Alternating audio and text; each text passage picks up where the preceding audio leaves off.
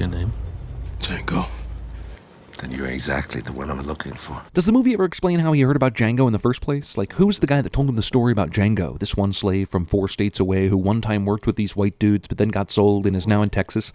Yeah, go see him. He'll be able to lead you to the criminals you're looking for. Also, he managed to find Django without knowing what he looked like. I mean, how hard could it be to find 3 slave-driving brothers in Gatlinburg without knowing what they look like? In a world full of random cameos, this is one of the most random. There's very little foam on this glass, but then both glasses have tons of foam. And Django has had a couple of drinks here, but then his glass is full again in the next shot. And Schultz's glass is a third empty here, but then magically gets more full. The sun is clearly over the marshal's right shoulder, and he's facing the saloon door, but when we see his point of view, we see his shadow as if the sun was over his left shoulder. Shouldn't the shadow be over here? They call me Hildy. Who the f*** is she talking to? Django's a fan of Austin Powers a full 140 years before its release. Why do Django's memories of this incident look like someone filmed a TV that was playing a 70s movie? And the Lord said It's not truly a Tarantino movie until someone starts quoting scripture. Brilliant and visionary director relies on stupid movie trope of the bad guy fumbling his gun. Okay, so the way Tarantino shoots this, perspective-wise, the guy hightailing it across the field is going left to right. But then when Schultz shoots him, he's shot from in front. But Schultz even tracked from left to right as the guy was riding. So how in the name of the magic bullet did he pull this shot off? My wife worked all day getting 30 bags together for There's easily more than 30 guys in this racist posse.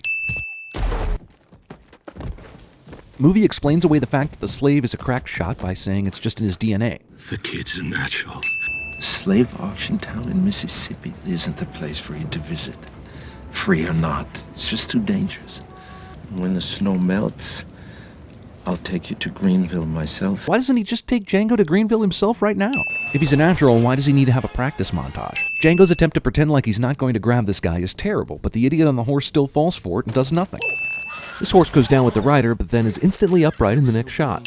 It'd be good if I could have a confidential strategy meeting. How does anyone buy this excuse for a conversation between Django and Schultz? What are they supposedly strategizing about? Which fighter they haven't yet seen that they're going to buy? I understand Schultz's reluctance to shake Candy's hand, even on principle, but he not only endangers the deal, but endangers both Django and Broomhilda's lives by being stubborn over a handshake.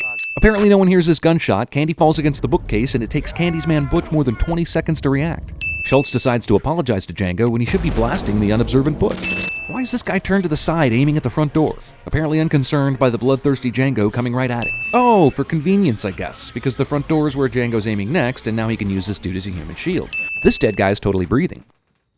Jamie Foxx's balls. Django only gets to keep his nuts because of the most convenient timing ever. Quentin Tarantino's acting and accent. I got the handbill right here in my pocket. How the f*** did the Candyland people find the handbills in Django's saddlebag, but not the ones in his f***ing pants pockets? Would you like to make $11,000? I know money talks, but these Australian slave drivers would never buy into this total bullshit about an $11,000 fortune. The whole reason for this scene is so that the awful things that Django did in this movie finally pay off when the slaves vouch for his story. You want no slave. So the dude tossed the dynamite into the cage and then what? Forgot to close and lock it? Was this thing open the whole time? Why didn't the explosion scare these horses into running away like the other ones? Why would anyone sit at this angle with this particular view? D'Artagnan, mother... Boy, Django sure is angry about D'Artagnan's death, for which he is basically single-handedly responsible. Boy, it sure is lucky that everyone's off at the funeral while Django sets up the death trap at Candyland. Django blows his cover, slowly walks to the balcony, and lights a candle in his gun hand and isn't blown away immediately. Why didn't Miss Laura just run for another room when the shooting started? The whole reason for Django even being here, Broomhilda sits out in plain view in front of the house instead of hiding in case something goes wrong. I know Django's cool and everything, but this blast would definitely have blown him back or at least hit him with some debris at this range. Tarantino couldn't resist putting one more N-word in the end credits scene. Who was that nigga?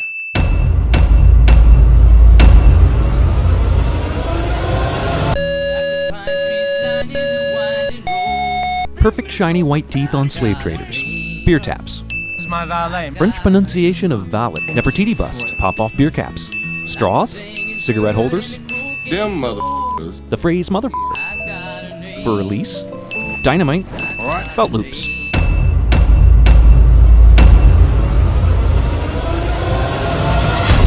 In the hot box. Got 10 more days to be in there.